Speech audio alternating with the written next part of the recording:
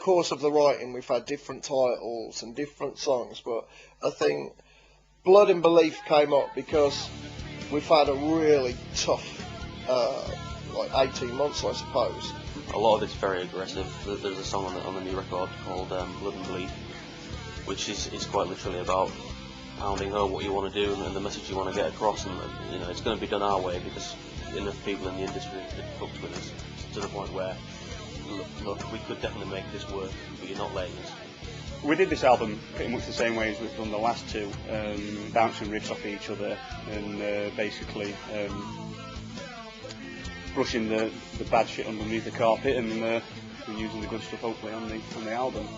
The last couple of albums did have quite a strong theme, but and this album does have a strong theme, but it's more about a kind of courage and defiance, I suppose, of just continuing to do what you love in the face of complete adversity.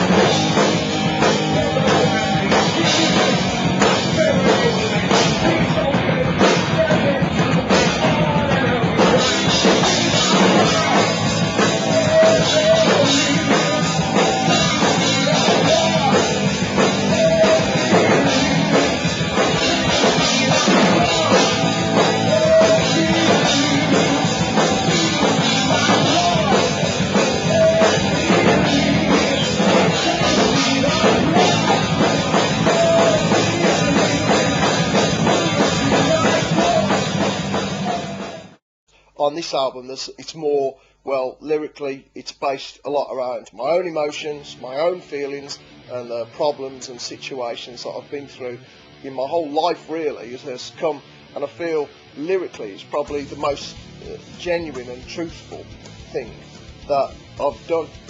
Yeah, I think that having you guys, you know, new blood in the band, if you like, is a good thing, because it's a different sounding board. You can bounce your ideas off somebody else and get their opinions about it, and there's a certain dynamic that comes in from music, because it's so personal, because when you're playing it's coming directly from you.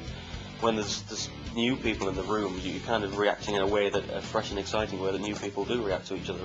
And Andy's the same, you know, when we get into the studio, we could have nailed these songs and they're not going to change at all, you know, it's solid.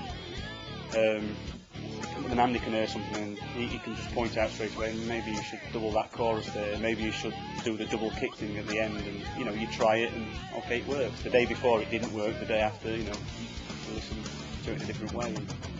More than it's because we've written so much together, John, Steve and I, there's a certain shorthand about the way that we were doing things on this album, so we didn't go around in as many circles to get to the same place. There was a lot of, well, it should do this here, shouldn't it? Yeah, that's it, let's move on. Right, well, this makes sense here, doesn't it?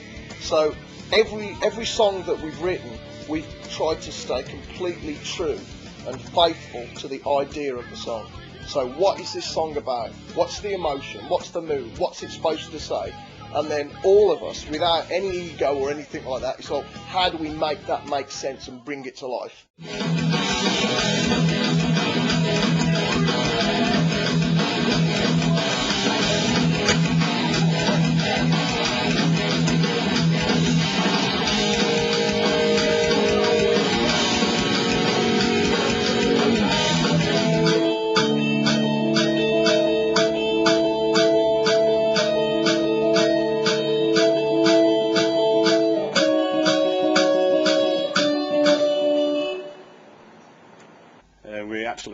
secluded farm area.